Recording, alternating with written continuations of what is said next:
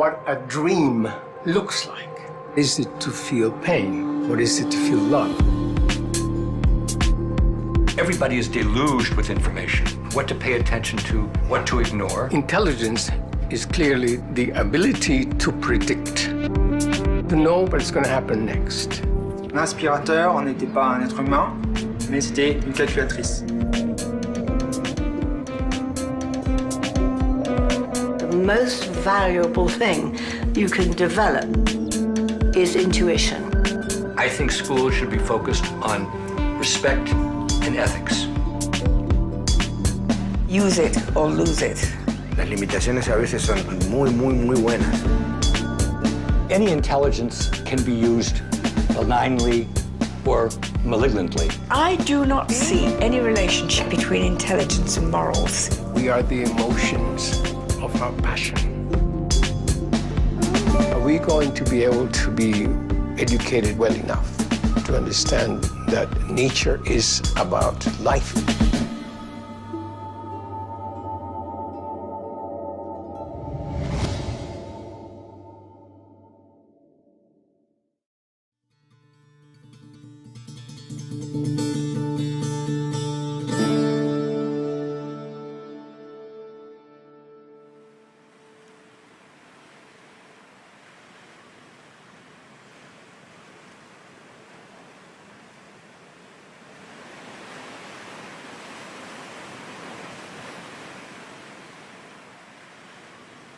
El odio todavía sobrevuela este país como un pájaro negro.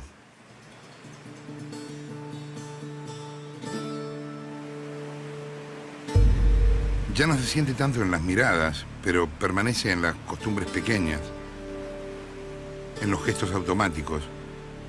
Odio en las alacenas, en los roperos, cansancio de tanto odio que pasó. Aristóteles decía que el odio era incurable, pero con el tiempo comenzó a vérselo como una actitud que era pasible de cambiar.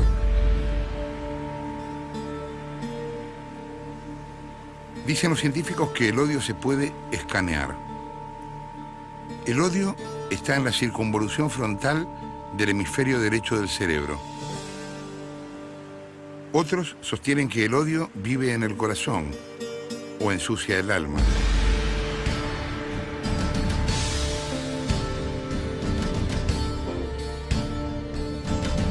El odio es hijo del miedo. Odiamos lo que no entendemos y desestabiliza nuestro pequeño sistema de creencias. Por eso las brujas odiaban a los médicos y los guerreros a los pacifistas. Nuestro occidente académico y atildado hasta hace pocas décadas no dejaba votar a los negros o a las mujeres. La España descubridora veía a los indios como animales. Y Europa le dio sustento filosófico a la teoría de supremacía del hombre blanco.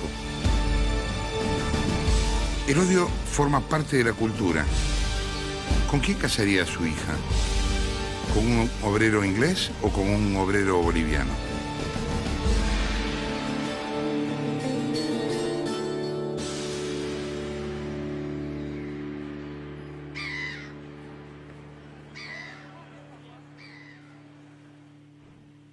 Mary Barton es argentina y llegó a los 21 años a Sudáfrica. Hace años que sueña en inglés y el español que aprendió en el Northland de Olivos forma parte de un lejano pasado. Mary fue elegida por Mandela para integrar la Comisión de Verdad y Reconciliación y comenzó su militancia junto a las Black Sash, una organización de mujeres blancas que llevaban una faja negra en luto por la pérdida de derechos.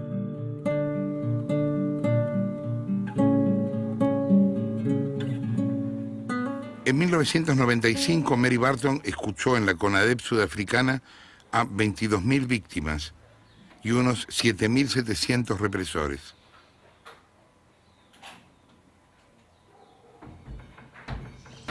¿Cuál es la primera imagen que tiene de Sudáfrica? ¿Cómo llegó? ¿Llegó en avión? No, in those days you couldn't go by plane, you had to go by sea. I went from Santos to Cape Town, and it is a very, very beautiful city. It's often compared with Rio de Janeiro and other very beautiful port cities. but it is also a very cruel city, very divided, perhaps one of the most racially divided of South Africa's cities. And it's very obvious that that is so, because even though now the city is integrated, the years of apartheid have meant that people still live in different areas, and the poor people still live on the periphery of the city.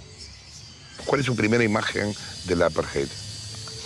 Well, I was a young, newly married woman, and my first friends were my husband's friends, and one of them invited me to go and help her in a project that she was working with, which was taking food to poor people. And it seemed as if from under every tree came a child with an empty tin for us to put soup into. But I asked myself, yes, where there are poor people, there's a need for charity. But what can one do to change the situation, not just give out soup?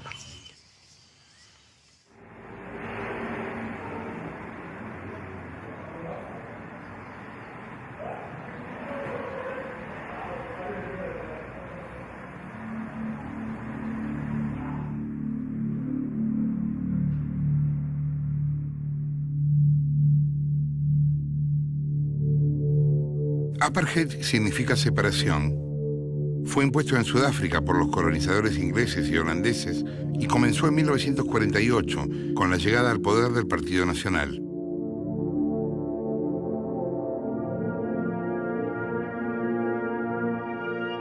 Primero fue la ley que prohibía los matrimonios mixtos, después la que declaraba la fornicación ilegal. Había 4 grupos: blancos, negros, indios y mulatos. Se dividieron las playas, los autobuses, los hospitales, las escuelas y los bancos en las plazas.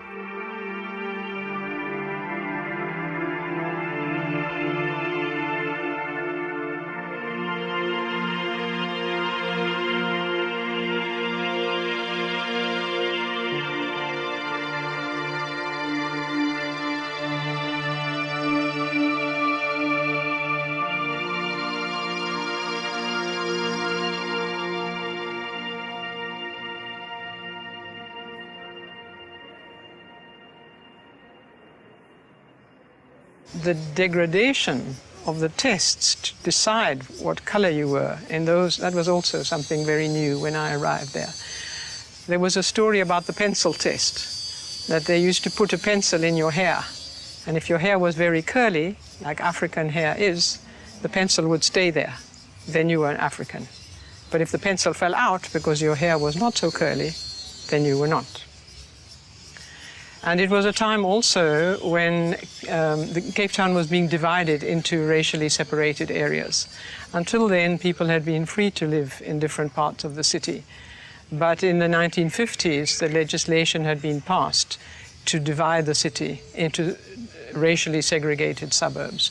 And people were being picked up and moved far out of the center of the city. The big trucks would come and take up all their possessions and all the people and all their furniture and transport them out of the city. And there was terrible heartbreak. People committed suicide, people were broken-hearted and remain broken-hearted to this day for all that they lost in that.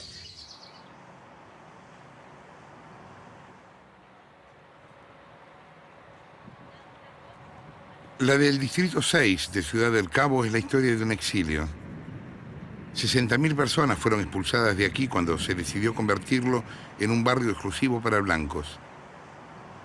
Hubo quienes salieron a la mañana y a su regreso se encontraron con escombros.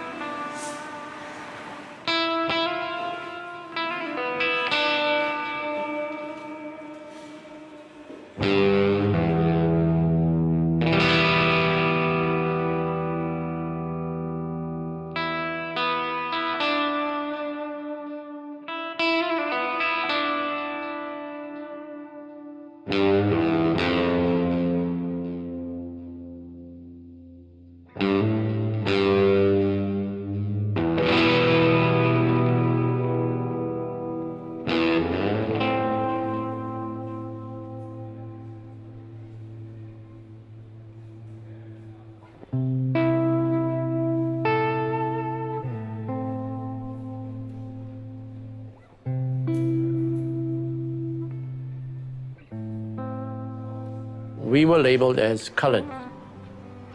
Your black folk were called natives or Bantu, and then just blacks. And then, of course, there was your whites, and then your Indians. Your Chinese were regarded as colored, and this was the apartheid system. All people of color were taken out of these areas and then deposited in the sandy waste of the Cape Flats. And there they were placed into what is known as your townships. Your townships, which I always considered to be based on the Nazi ideology of ghettos. As they did with Jews, Gypsies, and Poles, they were placed into ghettos. Only difference between our ghettos and their ghettos really is there were no barbed wire fences and gun towers, but psychologically you were brainwashed to believe this is where you must stay. And this is how they engineered the thinking of the people and placed them there.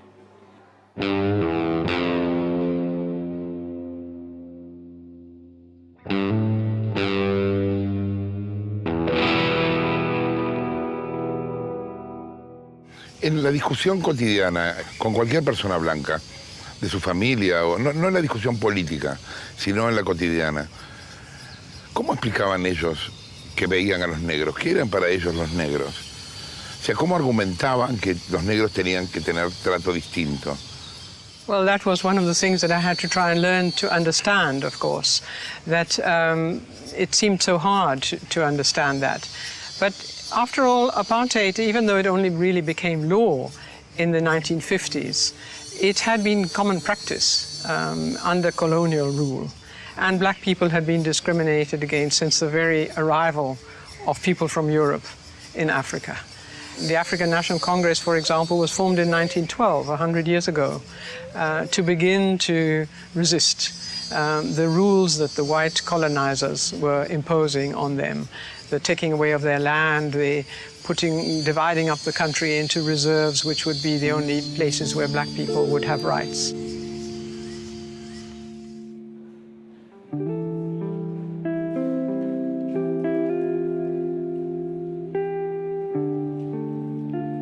This block over here, this is the block that I lived in.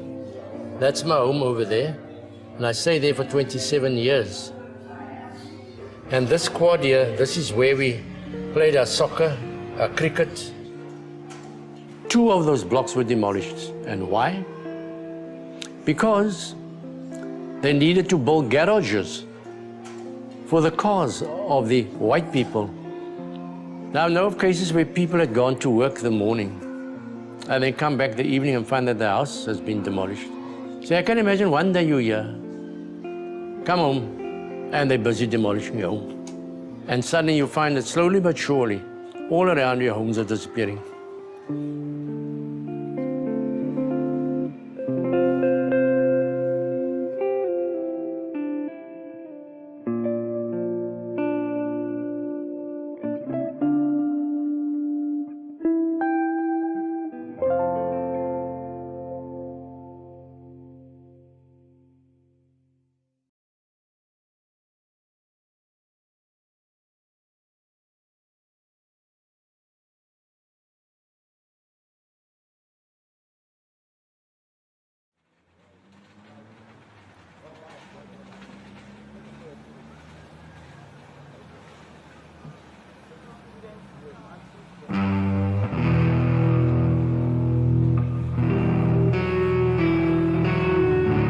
La discriminación racial comenzó en Soweto mucho antes de que fuera promovida por ley. Ya en 1900 vivían allí los trabajadores negros de las minas de oro que explotaban los blancos.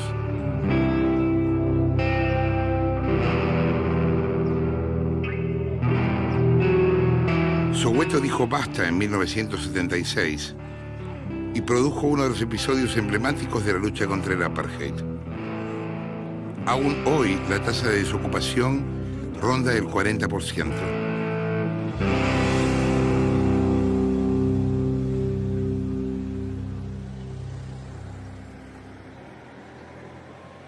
Alf Kumalo es uno de los fotógrafos más importantes del mundo. Colabora en el New York Times, Time Magazine, The Independent y Der Spiegel.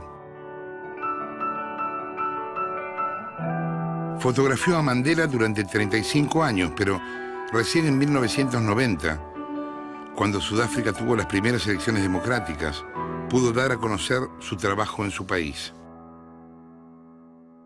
This is the prelude to the events of 1976. And this guy is being arrested. Both of these guys are policemen. And this is in the 60s, but this is during a soccer game. And this is 76 as well. They're beating this man up. Fortunately, he's still alive. And then, of course, this is part of the uprising here. As you can see, this is Meadowlands Hostel, police firing tear gas.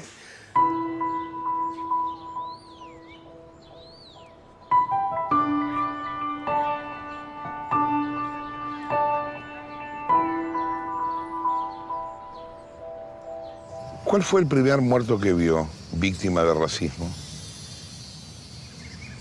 In really the times when one began to see violent death was in the 1980s, when protest resistance was very strong, and there would be protest marches, rallies, demonstrations, and we as a group of white women were asked often to be present. One of the things that we did was to witness events so that we could talk about them with first-hand knowledge and tell the world what was happening. But also because people told us that when there were white women present, there was less risk of very brutal, violent behavior by the authorities and also by the demonstrators. So it was a real duty to be present. And sometimes it seemed as if every weekend there would be a demonstration one weekend, and the next weekend there would be a funeral of those who had been killed in that demonstration, which would then in turn once again become a demonstration. That became the turning point in South Africa's politics. In a short space of time, the army and the police mowed down 69 people. This is 1980 in Soweto. This guy he just couldn't take it because they were unleashing dogs on them, but he was brave enough to face the police. There were some very, very brave people amongst people. There are those who refuse to run, who just face the police, yeah. And yet he's not that big, but he faced them nevertheless. This is one of the worst days of the uprising of 1976. It was actually totally illegal to shoot this picture. Police had instructions to shoot to kill, and we were instructed not to be there. No photographers were wanted. But I shot these pictures through the back window of the car. But after shooting the pictures, I turned slowly and dropped the camera on the floor of the car, changed the film, put it on my shoe, and then put a different film just in case they see me and harassed me. But we've got to make sure it was actually Jewish people were dying. It was one of the worst days. Yeah.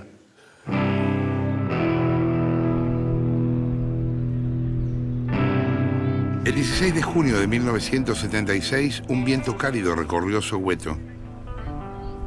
El viento se transformó en fuego y finalmente en hielo. Aquel día, los estudiantes ganaron la calle en protesta por la imposición del Afrikaans como lengua obligatoria.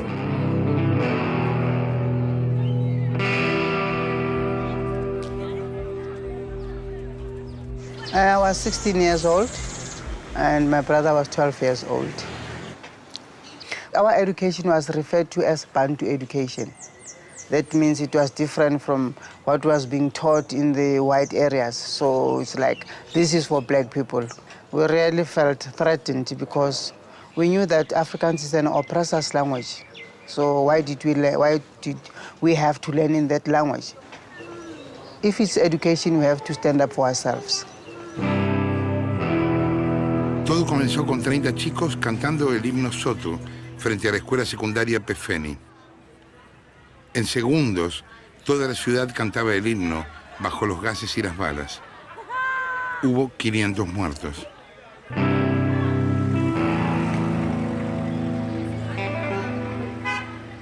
We never thought police would open fire, no, because we just thought they're there to monitor the situation, you know. But to shoot, it did not really make sense. You know, we were running helter and skelter, running amok in confusion, hiding ourselves in the nearby houses. You know, it was so confusing.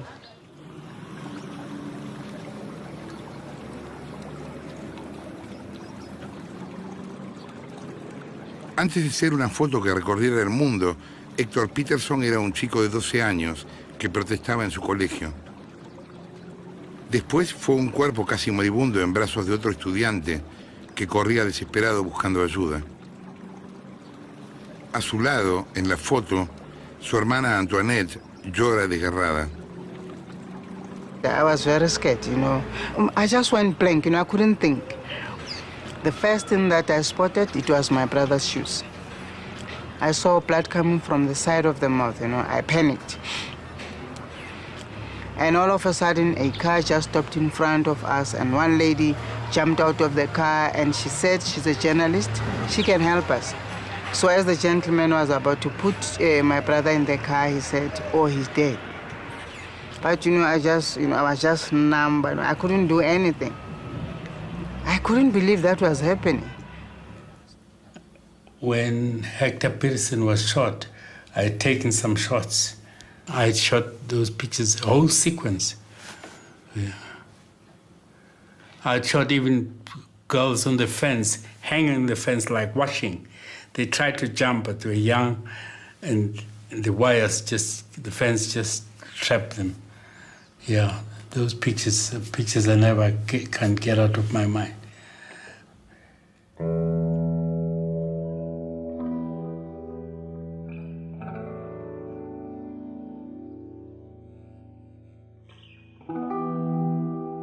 Antoinette se encarga ahora de las visitas guiadas del Museo y Memorial Héctor Peterson, a pocos metros de donde su hermano fue asesinado.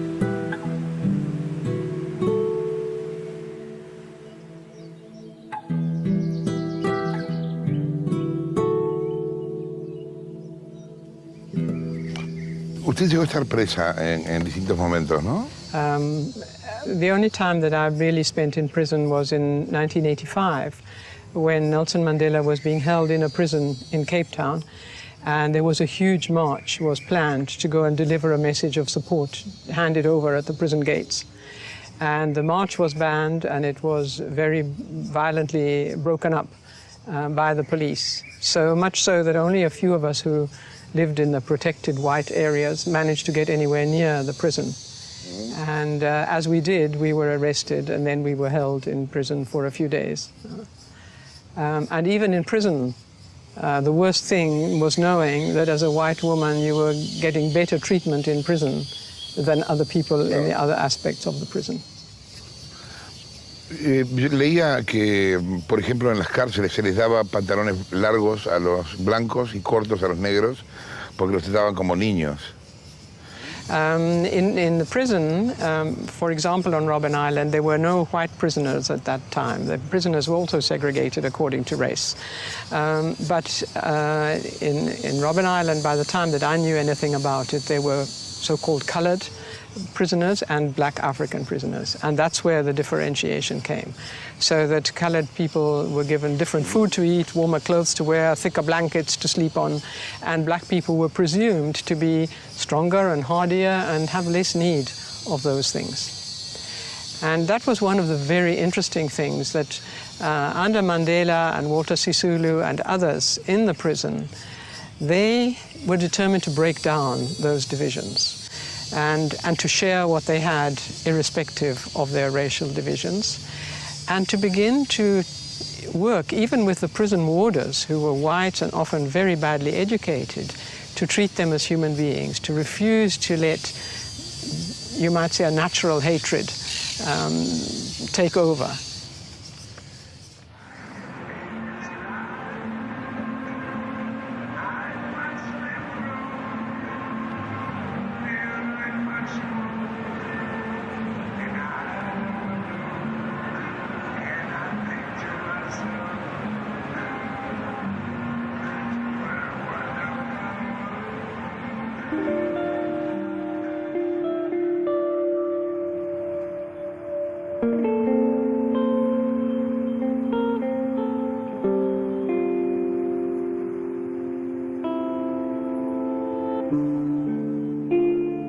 El nazismo llegó al gobierno de Alemania en 1933, cuando el presidente conservador Paul von Hindenburg designó a Hitler como primer ministro.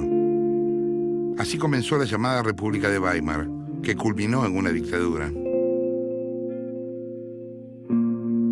Los nacionalsocialistas sostenían la supremacía de la raza blanca y dentro de ella de los arios, a los que consideraban su expresión más pura en el siglo XX.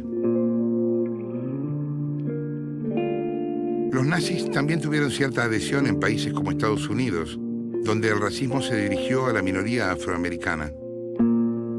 Henry Ford fue seguidor y ardiente difusor de la ideología nazi entre el público de habla inglesa. Los nazis propiciaron y llevaron adelante el exterminio sistemático de unos 12 millones de personas. Más de la mitad de ellos judíos, pero también cerca de 1 millón de gitanos, comunistas, socialistas, homosexuales, negros, disidentes religiosos, clérigos católicos o protestantes y masones. I come from ashes and destruction. I can close the eyes and can still smell the burned books or the burned synagogues. Our village was surrounded by a brook which was red from the blood of the killed people. Okay? Fania Gottesfeld pudo haberse llamado Anna Frank. Hoy vive en Nueva York y maneja una fundación dedicada a recordar el horror del Holocausto. Contó su historia en un libro, El amor en un mundo de dolor, publicado en 2005. I don't even have enough words to explain what hunger is, how it feels to be hungry, how it feels to wait to be killed. I used to ask my father, how long does it take to die from a bullet, okay? Or hunger. We were 2 years in a hole. I'm alive here because a righteous Christian, the poorest in the village, who knew, he said his religion, he's Christian, tells him that he has to love his neighbor. Took us in, my mother, my father, and my little brother. If they would have caught him, saving a Jew was punishable by death. Not to scare the population, they used to catch a non-Jew, hang him on the marketplace with a big sign saying, I helped a Jew.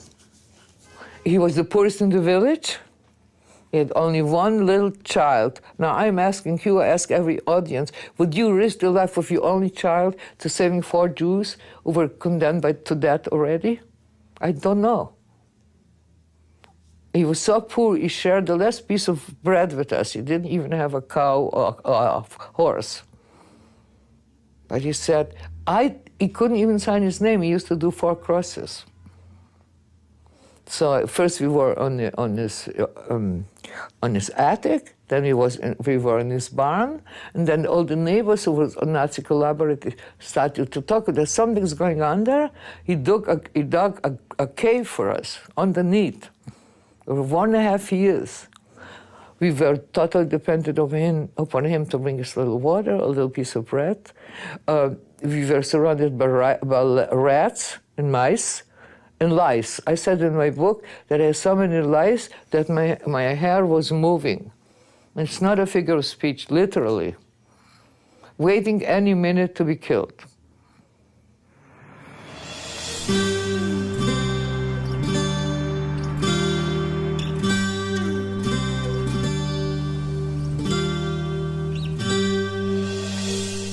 Hablando del holocausto, Woody Allen dijo una vez que lo que le extrañaba no era Hitler, sino que no hubiera vuelto a suceder. ¿Qué pasa cuando las sociedades se vuelven locas y deciden matarse entre sí?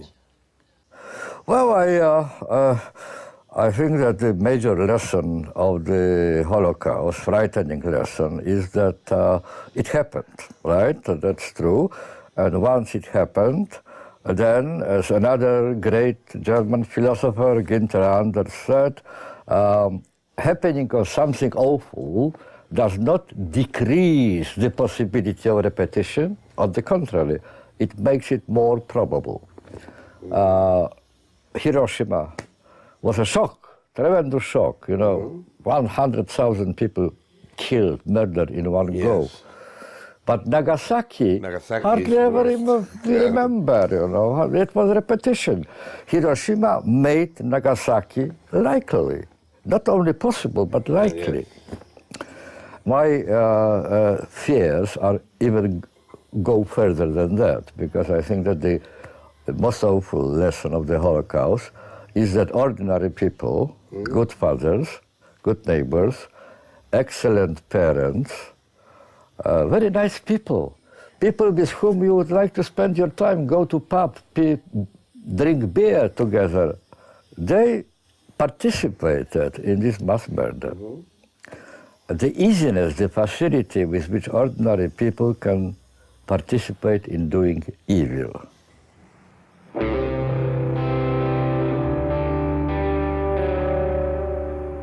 I tell, when I go to schools and they ask me, where was God, right?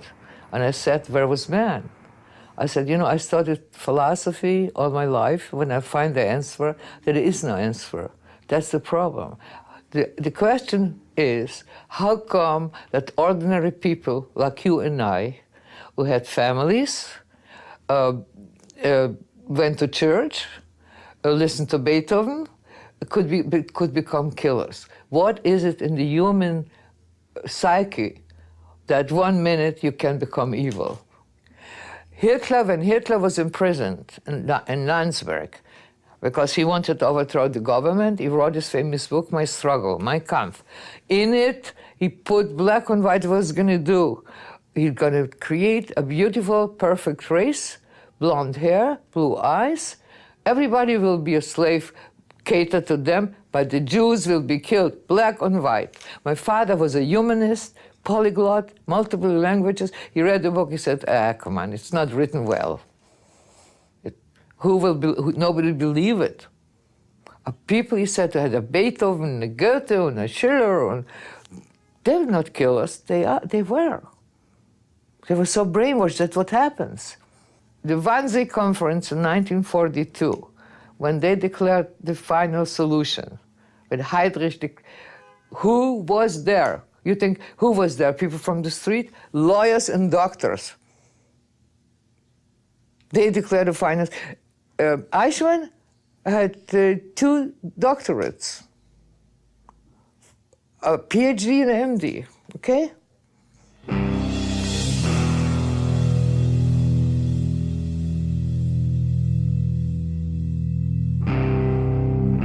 One and a half million children. Go ask a question. What crime have they committed? There's not even a name for them. This famous poet, Anna Akhmatova, the Russian, she wrote a beautiful poem. She said, I would call you all by name, but the names, the records are gone, there are no names. You know, it's like, the question, what happened?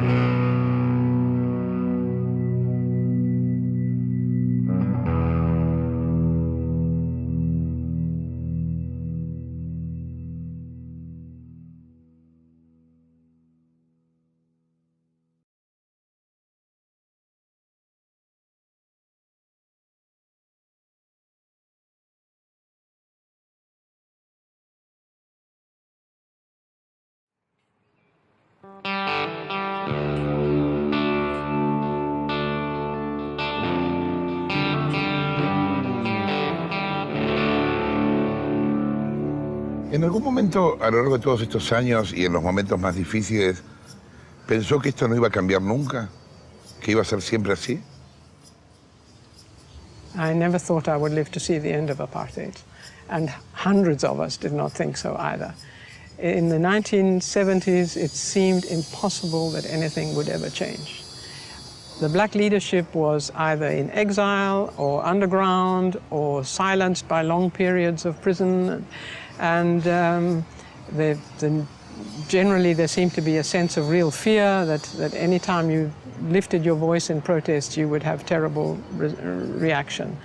And it was quite clear that change was not going to come about through white people opposing the system, and many white people did, or through Parliament, through a white Parliament that was never going to grant rights to black people. So, whereas on the one hand one opposed the violence, in fact, partly the violence is what led to the change that happened. The violence and the international opposition, plus, of course, the change in the world, the change in the role of communism altogether, and the change that was happening in Africa, in Angola, and in Mozambique. All those things came together. But even in the 1980s, when it was very clear that the state machinery could not continue to maintain its strength any longer, there was always the possibility that it would end up in a terrible, terrible civil war and that everything would be destroyed.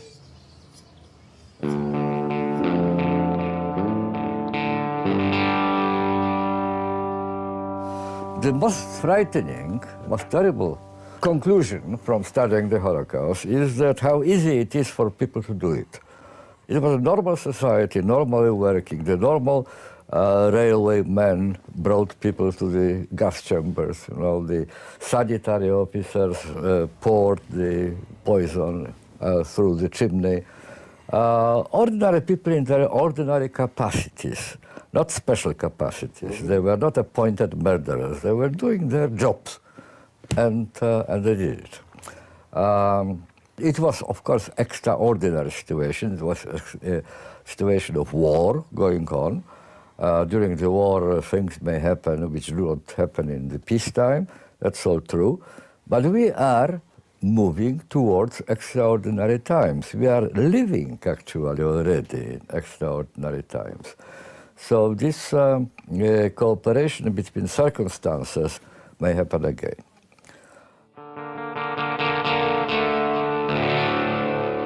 Racism will stay there forever. It will take decades. It will take, I don't know how many years. It has been there, even in other countries, it's still there. It's only that it's subtle. So people are used to racism, so even if it's there, I don't think people will feel it like they used to feel it in apartheid era.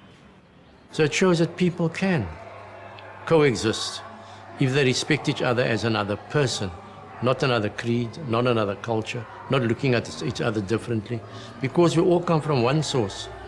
And until we bleed in different colors, we come from one race, and that's the human race. So color of skin, texture of hair, bridge of nose has absolutely nothing to do with the price of eggs.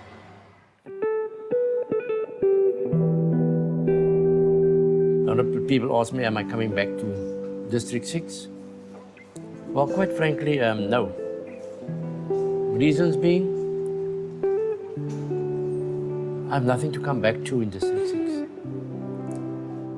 All that I have of District 6 probably is the mountain behind me and the sea in front of me. And the children are growing up in those areas. They owe very little allegiance to District 6.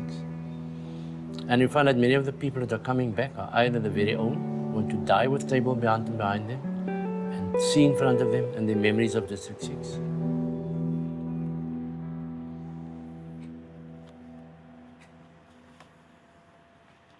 Santayana said, our philosopher, if you don't remember the past, you may repeat it in the future. Just to quote him, not literally. We have to talk about the past because we are part of the past. And we have to fight ourselves not to do what we did in the future. We have to teach our children not to be perpetrators. We have not to be bystanders and not to be victims. We have to teach our children not to hate. Hate brings intolerance brings hate, and hate brings more hate. There's not enough love. There's too much hate now going all over. All over. Our mantra is never again, but nobody listens to us.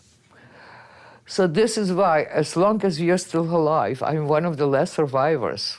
We are all in the 70s and the 80s. It behooves upon us. It's important that we go out and we teach the young people what's going to happen that when evil takes over our psyche, because we have both good and bad.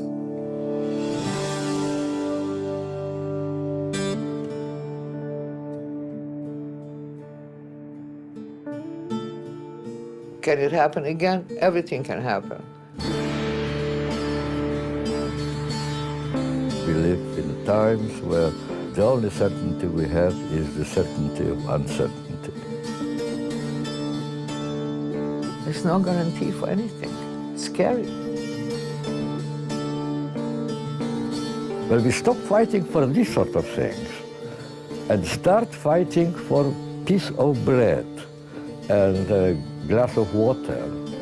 What may happen then, it's very difficult to predict. Our abilities, are frightening, really.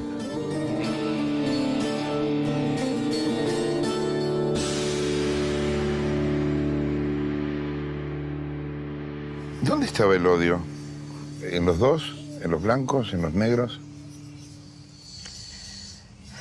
I think there were examples of hate and hostility and fear on all sides. Because when you create a system like that, even though it might have existed in practice before, but when you enforce it, there's always a threat of violence. Because if you break the law, the powers of the state will come down upon you.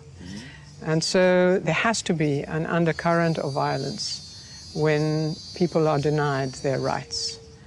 So the violence came from both sides, came from anger and fear and resentment on all sides. ¿Usted llegó a odiar? ¿Usted? I don't think so. I think one of the amazing things about living in South Africa is that you get inside the skin of other people. You see what makes them fear, what makes them angry. You see them as human beings. I think it's really only possible to hate if you can put enough of a barrier between yourself and the other person as a human being. But if you have the capacity or your own history leads you into such a way that you can understand why people do what they do, then it's very difficult to hate. And for me, in a way, that's one of the things that I hoped would come from the Truth Commission, that we would so enable all South Africans to see each other as people who had been stuck in a historical situation and motivated by the forces around them, that would help them to understand each other. Maybe not to forgive, but to understand. But I believe that if you could put together a young white man who had gone into the army believing it was the right thing to do because his school and his parents all thought it was the right thing, and you had him come face to face with a young black man who had gone into exile and come back as a guerrilla, and help them to see that it was the forces that shaped them that made them take those decisions, not an inherent evil in themselves, that would be the building of the reconciliation that we need in South Africa.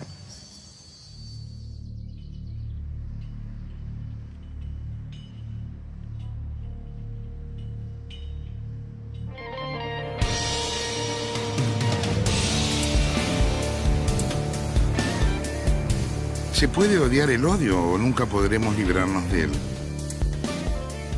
¿Qué hacer con el miedo? ¿Es posible o es justo perdonar? ¿El perdón es liberador? ¿El odio hace esclavos? ¿Cómo perdonar sin olvidar?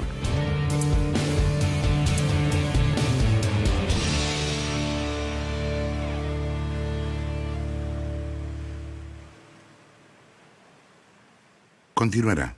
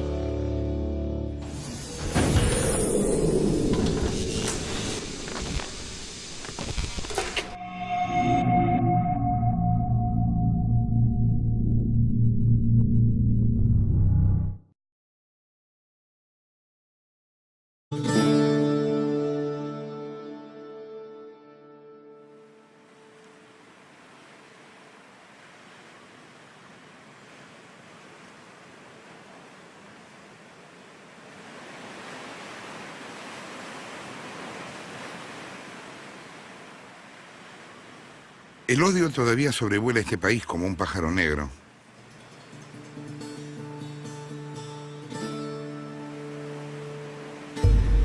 Ya no se siente tanto en las miradas, pero permanece en las costumbres pequeñas, en los gestos automáticos. Odio en las alacenas, en los roperos, cansancio de tanto odio que pasó. Aristóteles decía que el odio era incurable, pero con el tiempo comenzó a vérselo como una actitud que era pasible de cambiar.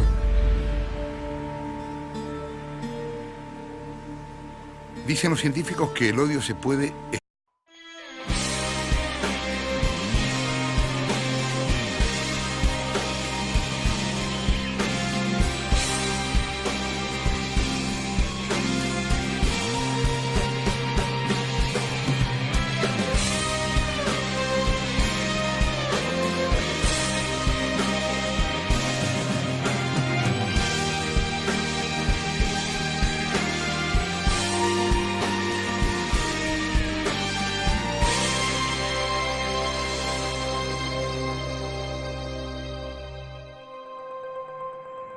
What a dream looks like. Is it to feel pain, or is it to feel love? Everybody is deluged with information. What to pay attention to, what to ignore. Intelligence is clearly the ability to predict, to know what's going to happen next. Un aspirateur n'était pas un être humain, mais c'était... Escanear. El odio está en la circunvolución frontal del hemisferio derecho del cerebro. Otros sostienen que el odio vive en el corazón o ensucia el alma.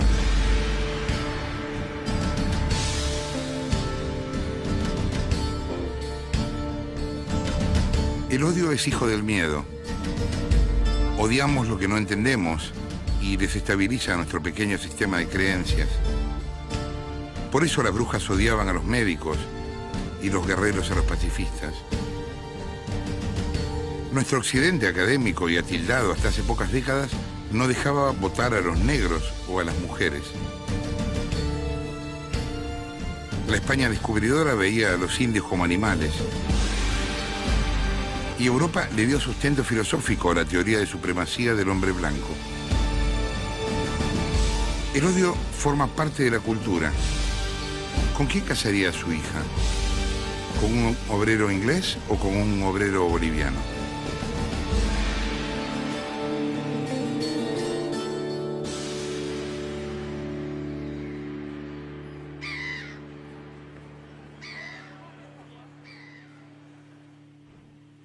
Mary Barton es argentina y llegó a los 21 años a Sudáfrica. Hace años que sueña en inglés y el español que aprendió en el Northern de Olivos forma parte de un lejano pasado.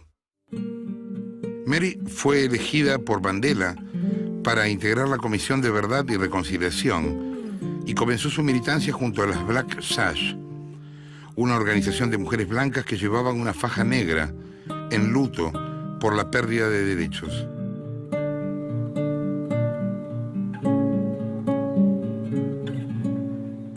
En 1995, Mary Barton escuchó... Une calculatrice.